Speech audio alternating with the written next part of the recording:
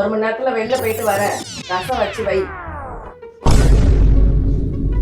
என்ன ரசமா? ரசம் ஈஸியா வச்சிடலாம். ரசம் வைக்கிறது ஈஸியா?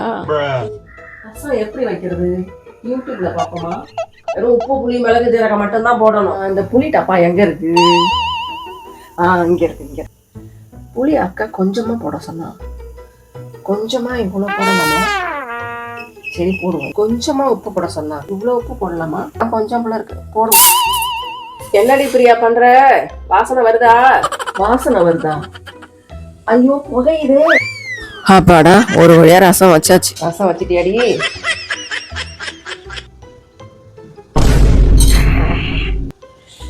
என்னடி இது?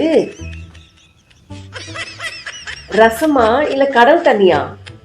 அப்பாடா, கடல் தண்ணி மாதிரியாவது இருக்கே. இனிமே கிச்சன் பக்கம் வந்த அப்பாடா தப்பிச்ச. உங்க வீட்லயும் இப்படிதான் நடக்குதா?